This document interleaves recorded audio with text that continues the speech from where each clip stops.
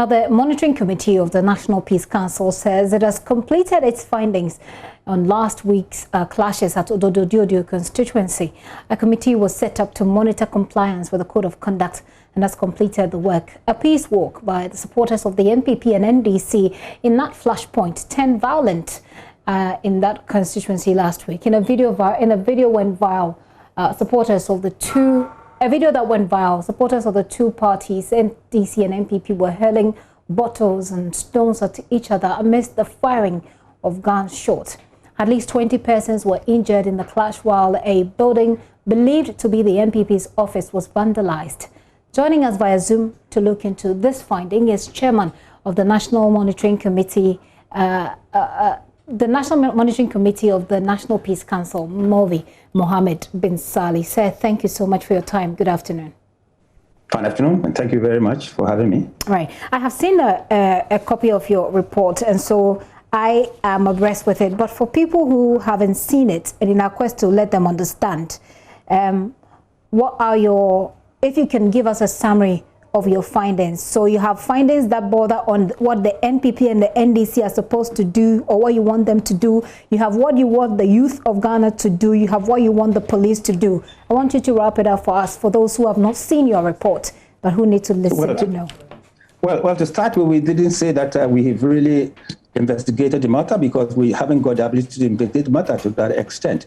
But we're depending whatever we're saying on what is out there in the media, television, radio, and so on and so forth. Okay. And what we are saying is that the NDC and the NPP, the two major parties, they've really entered into a memorandum of understanding with the Peace Council and other stakeholders that they will really ensure that vigilantism is eliminated from our system, and that we don't have to carry that on to the elections, which we are having right now.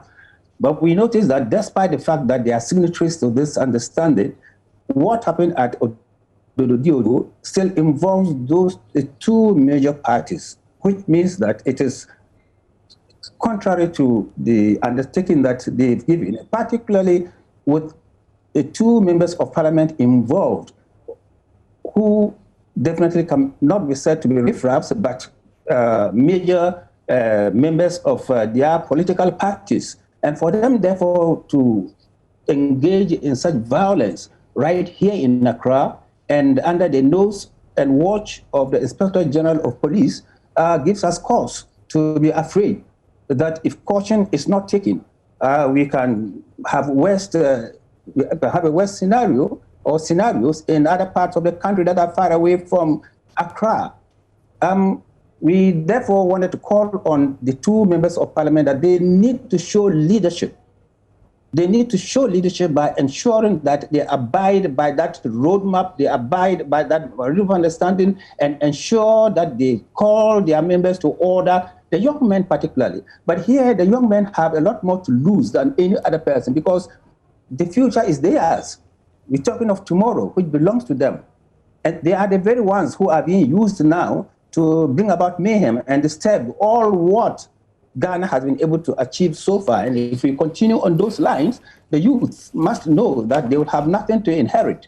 Those who are going away, the elderly ones, we have already at least inherited a peaceful Ghana. We have developed to quite a large extent.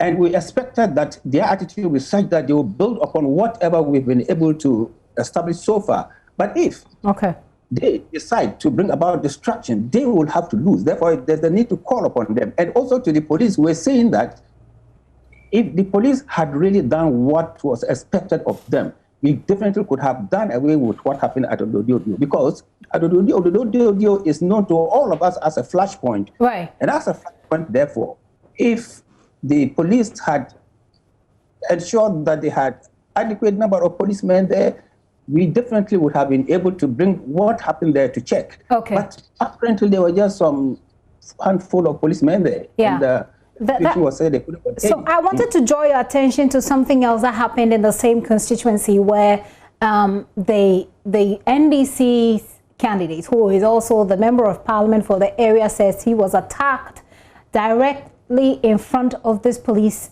station, the Jamestown police station. And I just want to link that to this bigger question of what the monitoring committee, what the National Monitoring Committee's position is based on what they've monitored.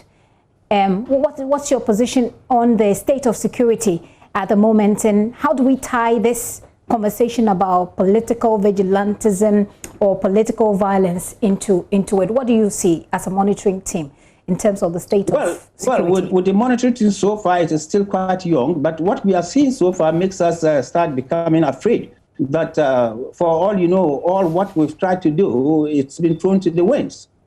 I'm saying this on the strength that this is happening in Accra. If it was happening in some remote area far away, we could say that maybe it's too far away from the leaders of the various political parties. But here in Accra, that's what I said, under the nose of the Inspector General of Police, the national security operatives, for something like this to happen in Accra, in these early days of our electioneering campaigning and so on and so forth, gives every cause for us to be afraid and ask ourselves whether this country is safe.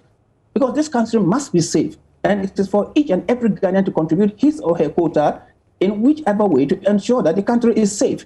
We are not at war with anybody. We're talking of the governance of our country. We're talking of the future of our children. We're talking of finding our place among the community of nations. We're talking of living up to the expectations of the world, because Ghana is touted as the most peaceful country in Africa for that matter. On that basis, let me just jump in with my... sorry to cut you, sir, but let me just jump in with my final question about... so today, there was a memorial for police officers who have lost their lives in the line of duty. The president was there, the interior minister was there. How do you feel as a member of the monitoring committee and of the National Peace Council that as of now, we have not heard someone like the interior minister or any substantive address, for example, on the state of security in Ghana? Is that your expectation anyway? No, that is not my expectation. My expectation would have been for immediate attempt at addressing the issues. That is why the reference is to Odododiodoo, and that's why I said that it is at the nose of the Inspector General, the government, all the government agencies, and yet we've not been able to do anything about it. It has to be condemned by all well-meaning Ghanaians.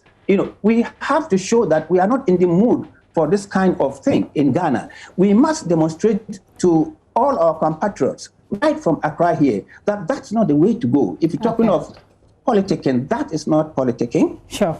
If you're talking of governance, that is not the way you go about to want to have the reins of government in hand.